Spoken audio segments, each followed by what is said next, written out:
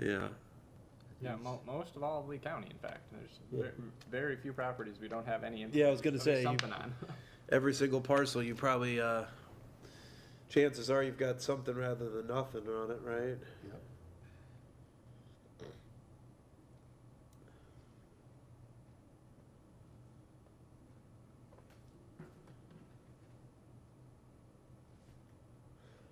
You saw, the client acknowledged that email I sent to him yesterday. Thank you, yes. So, Yeah. I we've think got a little more protection there, Okay. As far as, that's good. Yep, that's good. Yeah. Thank you. they know the process, Yeah. I think there's some tension between David and Jeff. I don't know if you picked up on that, but Oh, that's interesting. David, I think, is the general contractor builder, right? And Jeff's the beer guy. Yeah. And so I don't know what their joint venture is, but I think it's as simple as owner contractor, right? I don't know how much skin David has, but I think David has built other structures where Jeff brews his beer in New York. Yep. And so I think they're trying to do the same thing, but I think that David probably overpromised on timing. He didn't listen to us. Just a little bit. Yeah, 10x, right? And as at first, my point of contact was David, and then I think David was like, rather than him being the middleman between us and Jeff, let's have Jeff participate in these conversations. Ready? We're ready to go.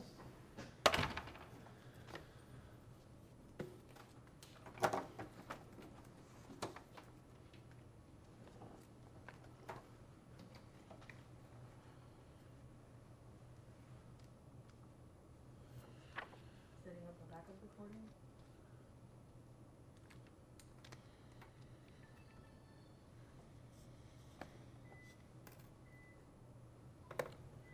That used to make me be quiet, but it stopped working a long time ago. It's hard to keep me quiet. That's what I like about you. And I have a job where I don't talk the whole time I'm working. It's kind of strange. So I talk all the rest of the time. Bottle it up. You've Yes, got to. I make up for it later, to the chagrin of my family.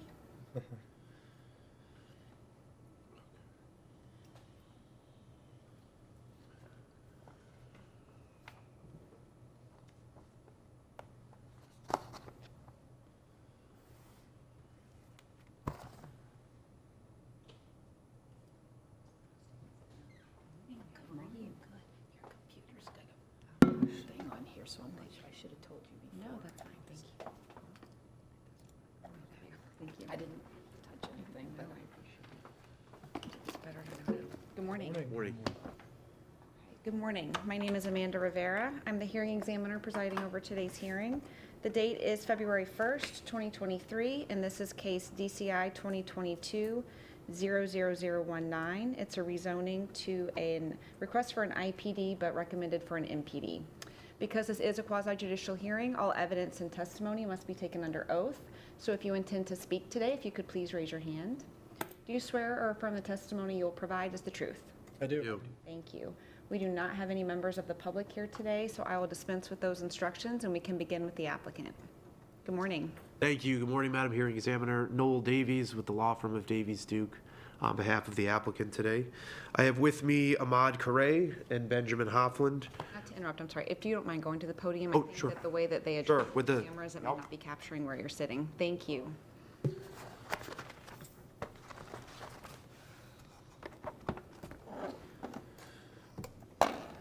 Again, good morning. Noel Davies on behalf of the applicant. With me today is Ahmad Karay and Benjamin Hofland with the planning and engineering firm of Haley Ward. I would respectfully request that Mr. Karay and Mr. Hofland be accepted as experts in both planning and engineering. The applicant has provided its 48-hour letter to Madam Hearing Examiner's office, as well as applicant's exhibit list. There are only two minor requested clarification changes to the conditions to the staff report, which county staff is in agreement with. Except as noted in the 48-hour letter, applicant has no changes to the staff report and is in agreement with county staff. With that, I will turn it over to Mr. Correa to walk you through applicant's presentation, and I will remain for any questions. Thank you, Madam Hearing Examiner.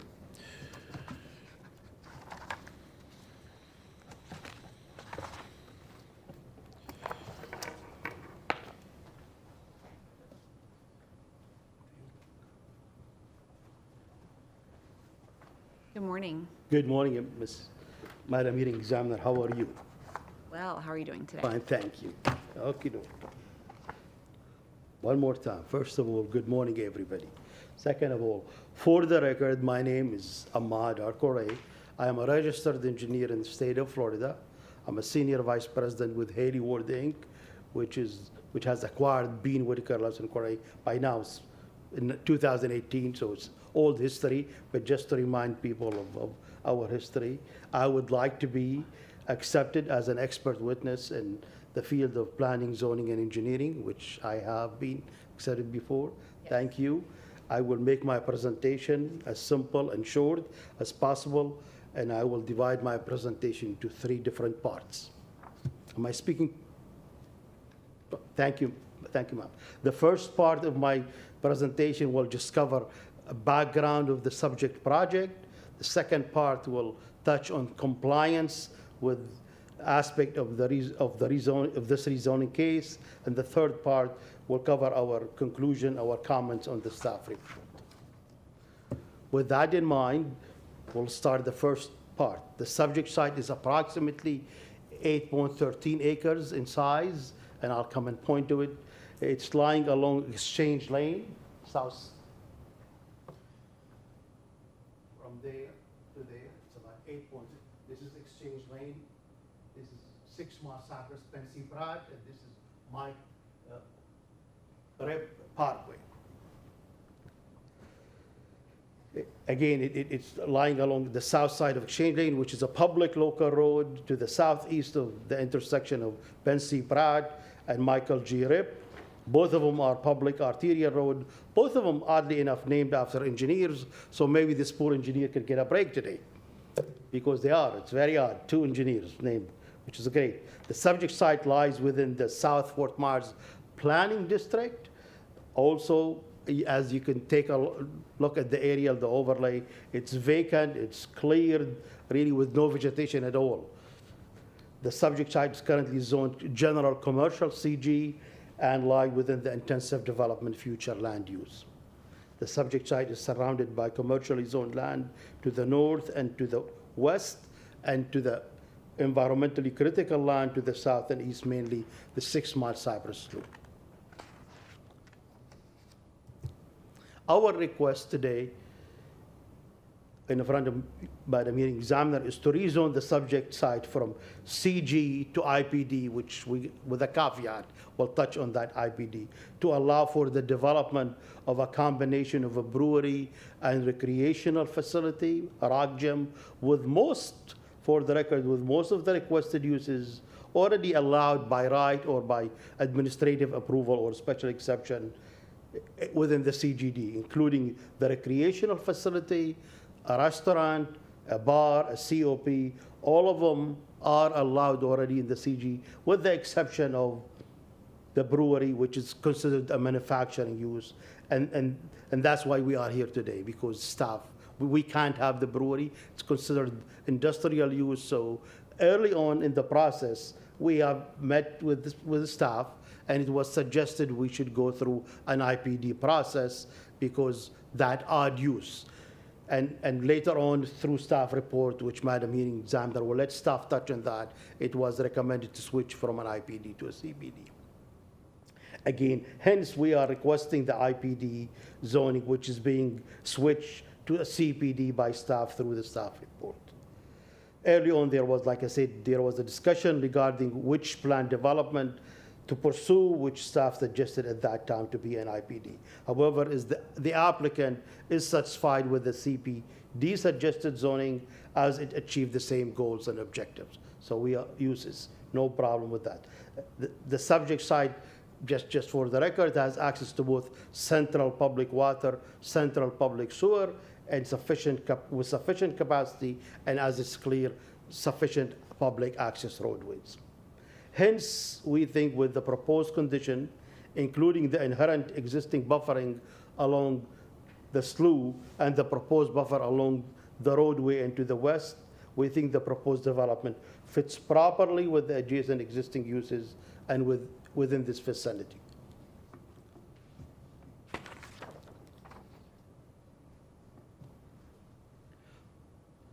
Per our submitted application, narrative statement, staff report, this rezoning request was analyzed against all applicable goals of the LEA plan, such as Goal 1, future land use.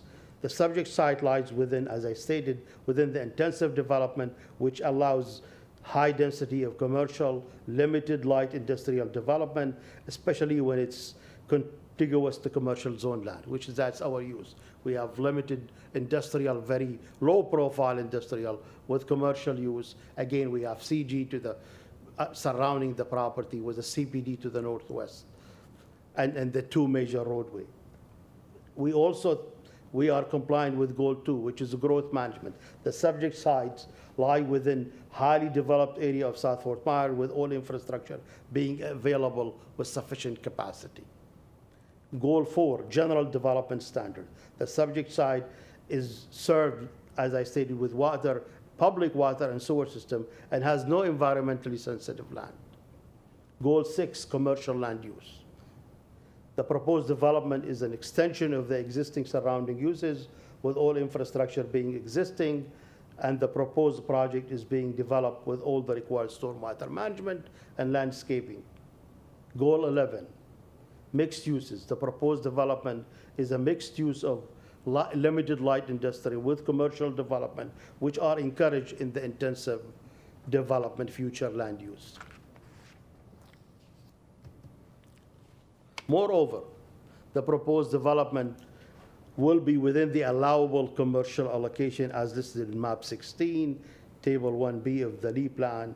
That table suggests there is 638 acres available for commercial land. So we should have no allocation problem. It is evident, we think at least, that this request will comply with all applicable goals, policies, and objectives of the LEA plan, including Goal 37 of the transportation element of the LEA plan. The level of service is at B on the adjacent road, and even with our background traffic, it still stays within level of service B. So it should be no problem there. Furthermore, this rezoning request has been reviewed against the applicable section of the LEA plan, of the Lee County, Lee County Land Development Code, including but not limited to section 34145, 34411, 34931 through 34936, which applicable to plan development, and we think we are compliant. Again, both the narrative statement and staff report will confirm that. The applicant is requesting one deviation, which is a reduction of 5% of the required parking spaces. This deviation is justified and supported by the proximity to a public transportation and direct access to that facility along Metro Parkway. Lee County Land Development Code, frankly, suggests that we could even administratively obtain the same deviation, but we thought it's better to clear up house. And that's frankly one of those issues which we touch on the 48 hours, which maybe I'll come back in a minute to talk about. Again, it is evident that this request comply with all applicable sections of the Lee County Land Development Code. To summarize, the proposed rezoning requests comply with the LEA plans, meet Lee County Land Development Code's applicable regulation. It is compatible with the adjacent uses and adjacent zoning, has sufficient roadway access and utilities, will not affect any environmentally sensitive lands. The proposed development, in our opinion, is an approximate use of the current location, especially with its limited list of uses and only one limited scope of deviation. In the spirit of not belaboring this presentation, I will not go into the detail of all compliance items which were discussed at length, like I said, in both our narrative statement and staff report. My last part of the presentation is as stated by our land use attorney, is that my client and our team agree with the staff report recommendation and conclusion and suggested condition with a few exceptions as listed in my 48 hours. The two conditions are very limited. One of them is the rewriting of the COP language. And again, we could, if Madam Hearing Examiner have a question, we could always ask our land use attorney who came up with the language to discuss it. And the second thing is the staff report in one of their condition suggested that we need to build the sidewalk along Malia Lane as shown here or as shown there. And we thought there's really no need to do that since we are putting a sidewalk along all of our frontage of property as no same lane, adding a crosswalk. There is already a sidewalk on the south side or north side of Exchange, south of the restaurant, and there's a sidewalk which will take us all the way to the Retran facility. So there's really no reason to go ahead and go through this. Frankly, we think it's a shorter distance instead of going to Mali Lane.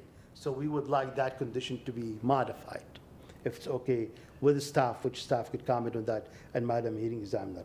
With that, I thank you for listening and thank the staff for their assistance in this case. Thank you so much. We are here to answer any questions. You discussed briefly, it wasn't clear from the MCP, I'm assuming, that the dotted line matches the linear demarcation of the EC district. Is that correct? So there wouldn't be any development in the EC zone That's lands? correct. That's definitely correct statement. No development in the EC. Okay, and what is that? That's a drainage easement?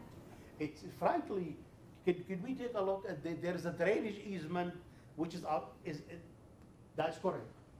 All of this is already encumbered by drainage easement. The entirety of the EC portion? That's correct. Okay, And we are not touching that. okay. For both reasons, being in the AC zoning and being a drainage easement. And will that be otherwise preserved or open space? It's already, it's counted as open space. Okay, And it is definitely encumbered by the easement, so there will be never a development there. It's being used for water management. but there isn't any indigenous areas or anything? that are- That's correct, that's correct. There's no. Always been a drainage easement? That's From what correct. I understood. You could see it as a clearly, there's very low environment, it's just water management. It's a couple of feet deep, Okay, and then there's just, this piece of property goes, which is not part of this property, but the overall subdivision. There's some mitigation early on when the subdivision was approved, because of the proximity to 6 Mile Cypress. They had some area there for flood replacement, which this is here. Excuse me. And that's again preserved within an easement. I mean, it's not part of this rezoning, but it's part of the overall subdivision. okay. There was mention in the staff report that this site is subject to an existing ERP, so is that what you're talking about? It ties in somehow? That's correct. Okay. Do you have an exhibit of, is that an overlay? I can't quite see what that exhibit is. On your right-hand side, yes. Is that an aerial overlay that That's the shows? area, and you can have it. Okay, yes, if I could, I'll go Yeah. ahead and accept that then Yeah, into yeah. the record because Yeah. that would be helpful. Yeah. So I will accept that as applicant's exhibit 1, and that will just be an aerial overlay. Do you have it in that size only? Or do you have a smaller size on 11 by 17 We perhaps? can email you. Do we have a small site? Yes, we do. That would be excellent, thank you. Okay. Thank You you can very have much. Thank you. And then with respect to the proposed uses, it's separate buildings, correct? So the Rock Gym Recreation Facility building will be completely distinct from the brewery? That's correct. And I that's- apologize, I really didn't get to the detail. Thank you. We have two buildings. The eastern part, the eastern building is actually the brewery, the restaurant, the COP, the bar. The bigger building, frankly, is the Rock Gym, and they are completely two separate buildings with the plaza, walkway, courtyard between. Okay, so the proposed language to the COP condition is designed to restrict entirely COP from happening in the recreation facility building. And that's frankly where it's a little bit, I guess, there is some limited use of COP, both outside and possibly within the recreational area. But only within seating areas, I think That's is what the correct. language, okay. And is that something maybe Mr. Davies could speak to a little more, just what the intention of that language is trying to capture? Thank you, Madam Hearing Examiner. Noel Davies for the record. So in the 48-hour letter, the revised language, really tries to clarify that there will be, certain areas within, let me just walk through it here. So alcoholic beverages may not be consumed within areas solely dedicated to recreation activities, i.e. rock climbing. So the facility, the building that will hold the rock climbing facilities, the idea is to prevent alcoholic beverage use anywhere near those actual recreation areas. It's contemplated that there may be observation areas within that structure for which we would specifically demarcate, observation area, and then make clear after that demarcation point that alcoholic beverages cannot proceed into the formal recreation areas. So that's the intent of the language, Madam Hearing Examiner, that consumption on premises with respect to that structure is not prohibited altogether, but would be prohibited in the true recreation areas. And then there would be demarcated areas for observation, which would not be actual recreation areas where consumption would be allowed. And so but it's consumption only, so there wouldn't be service within the recreation facility building. It's all coming from the brewery next door. Is that the intention? That's the intention. Okay. That answered all of my questions. Did staff have any questions? No questions, thank you. Thank you. Thank you. And as a formality, Madam Hearing Examiner, just with respect to exhibits, we would ask that you accept the county staff report and the county file into your file with respect to exhibits. And then, as you already accepted, the exhibit prepared by Mr. Correa with respect to the sidewalk item, and then also the master concept plan, which is part of the county record, and our 48-hour letter with the revised proposed language. Thank you. Thank you. Just for the record, I can go over those then. Applicant's exhibit, it's A, they've pre-marked that as the 48-hour letter, just for your records. Okay. And then 1 would be the aerial overlay that I just accepted, and then the staff report would be staff exhibit 1, and that all of its attendant exhibits. So we've got the master concept plan in there. Thank you. Thank you.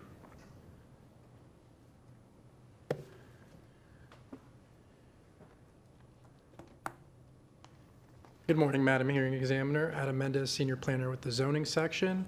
I do have 2 copies of staff's PowerPoint presentation. I have provided the applicant a copy.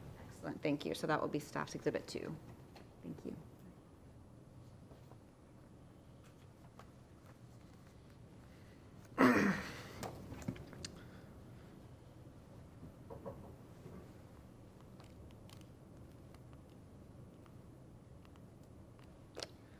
The general basis for staff's recommendation is really the overall appropriateness of the mixture of uses on the site. The applicant has went into detail in terms of their testimony and their exhibits to kind of demonstrate that point. The subject property is 8 acres in size, is primarily within the intensive development future land use category, with approximately 1.3 acres in the wetlands future land use category, as demonstrated on this future land use map. As noted by the applicant, the intensive development areas are well suited to accommodate high densities and intensities as specified by policy 1.1.2 of the LEED plan. Mixed-use developments are encouraged by this policy by way of reference of LEED Plan Goal 11, which addresses mixed use developments that integrate multiple distinct land uses, such as integrative recreation, restaurant, retail, and manufacturing uses proposed on premises with this request. The subject property is vacant and cleared and is split zoned general commercial CG and environmentally critical EC. The CG district is a relatively heavy conventional commercial district that permits a wide array of consumer-oriented commercial facilities containing sales, administration, repair, servicing, and manufacturing uses. The environmental critical district serves and preserves to protect certain land and water areas and unincorporated areas of the county which have overriding ecological, hydrological, or physiographic importance to the public at large. The property is near the intersection of 3 arterial roads. In the staff report, they are identified as county maintained. However, the correct assessment is that Michael G. Rippey Parkway and Metro Parkway are both state maintained arterial roads. This does not have any impact or bearing on the recommendation. The slide depicts an expanded view of the surrounding properties, including the fringe of the Andrea Lane and 6 Mile commercial and industrial park over here in the northeast quadrant.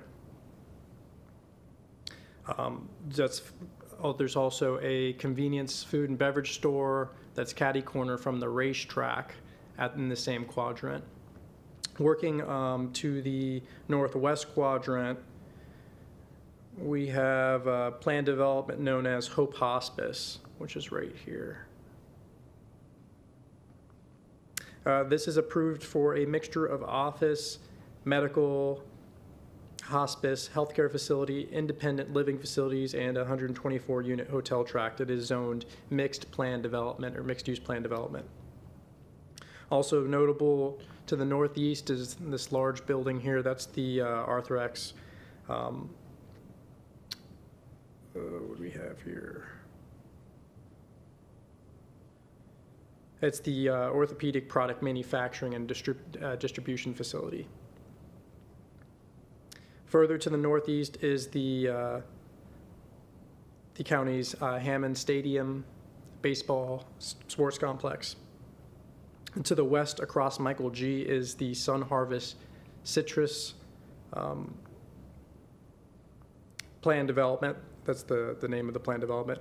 It's a commercial plan development which permits a maximum of 33,250 square feet of commercial uses on 3.1 acres. It's currently developed with about 24,000 square feet of specialty food convenience store. To the southeast is the 6 Mile Cypress Slough, which separates the subject property from the nearest residential, which is in the Briarcliff community. Approximately a quarter mile is the stretch from the development footprint to, you can see kind of here is where you have some property over there in the Briarcliff subdivision. Staff's recommendation of a commercial plan development approval with conditions is based on the desired mixture of uses and allocations of each respectively. Those fall below the mixed-use plan development entry thresholds and outside of the obtainable uses in an industrial plan development. In evaluation of the use and site design, the project demonstrates consistency with the review criteria contained in the Land Development Code for plan development rezoning considerations. The details of the findings are contained in the staff report, and the applicant's presentation has touched on them, how these standards are met. I feel it's important to note that all 4.4 acres that are currently in the EC's designation on the subject property are proposed as open space and will be preserved as is accordingly. We had our planning section map out and geo-rectify the zoning lines and the footprint on this master concept plan, and we did confirm, in fact, that there may be an excess of area that is not going to be within the development track you see here, contouring Exchange Lane.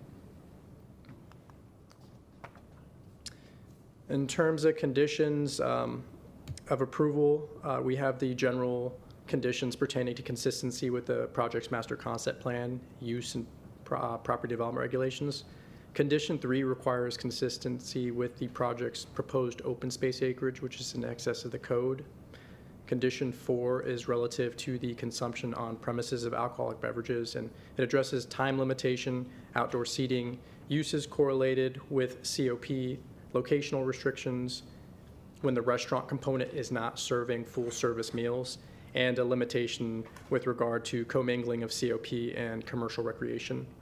Staff believes the level of specificity adequately captures the request as proposed in a manner that negates the need for further zoning action at time of local development order and building permitting. Staff is in agreement with the modification to bullet 5 of condition 4 as presented in the applicant's 48-hour letter. I'll touch on this again shortly. Condition 5 is recommended to ensure the unlisted manufacturing uses are subordinate in terms of comparative area as required by the Land Development Code and demonstrated on the master concept plan. Condition 6 prevents the local development order TIS from incorporating internal trip capture into the project.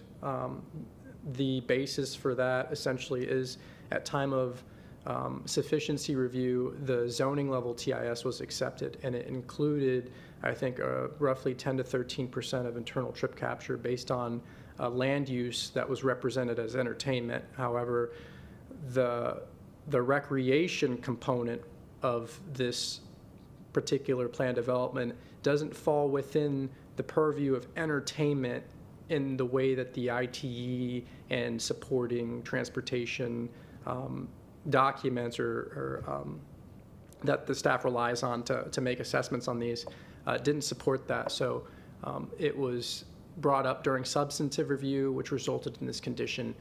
We spoke with the applicant about this a little bit. I don't believe that in terms of this project, because of the scale, it's going to make any impact as far as what off-site improvements will be required by virtue of not or disallowing internal trip capture. Condition 7 ensures that the former EC district areas on the subject property which are encumbered in easements requires if any use contrary to open space or public utility, drainage easement and public utility easements, which are further up on the site, that be done through the public hearing process. And when staff did their geo-mapping of the EC area overlaid, it was confirmed that the entirety of the EC area is already encumbered within either a drainage or utility easement, so there's no need for conservation easements or anything additional? That's correct. I mean, it's already completely within and encumbered in the drainage easement, and there's even a FPL easement that kind of goes north to south here on this tip. You can see in the boundary survey attached as attachment B the delineation of each respective easement, and those are in line with the EC district's zoning line as geo-rectified. And the drainage easements were reviewed to ensure there's no development that's permitted within those areas? That's correct. It's for drainage. To go back for 1 second to condition 5. So the intention there is that staff is comfortable with the brewery manufacturing operations expanding so long as they're still enclosed and pretty low-level industrial uses, since we're recommending a CPD now instead of an IPD. But you don't want to see the COP or the restaurant area expanded? Is that kind of the intention of that? Not without going through the appropriate approval process. So what we're trying to do is we're trying to, through this process, ensure that COP is permitted as it was proposed, so they don't have to come in through an administrative approval or special exception. If they want to differ from this language, they can in accordance with the LDC, whether it's administrative or special exception. Those kind of guide markers will be in place. Okay, thank you. Yeah, you're welcome.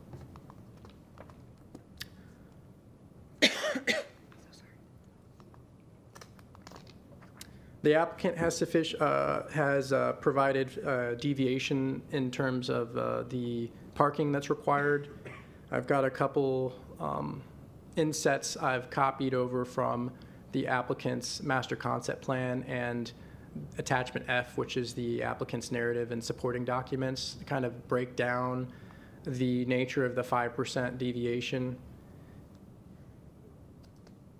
It results in effectively 10 spaces if you follow their parking calculations, though they are providing 200 instead of 198. So they're providing in excess of what would be allowed currently, but it gives them the latitude to kind of shift those around. And as Mr. Correa said, that it meets the criteria for an administrative deviation for parking, and there's probably an opportunity to go to 10% if they meet the additional criteria in the future. So we have no issue with this deviation as conditioned. And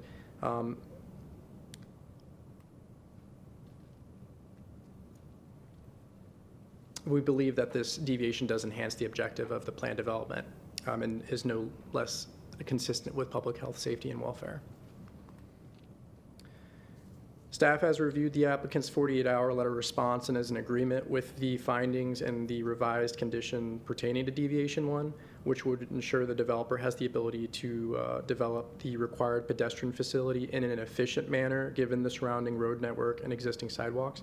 The intent of the condition was to ensure that the applicant does not pursue an absence of need determination under the Land Development Code, Section 10-256. Since the justification for the parking reduction is rooted in the project's ability to connect to multimodal transportation facilities. In terms of the proposed modification to bullet 5 of condition 4, which is the COP condition, staff agrees that the applicant's revision clarifies the condition while maintaining the intent to ensure COP in conjunction with a strenuous recreation activity is moderated appropriately.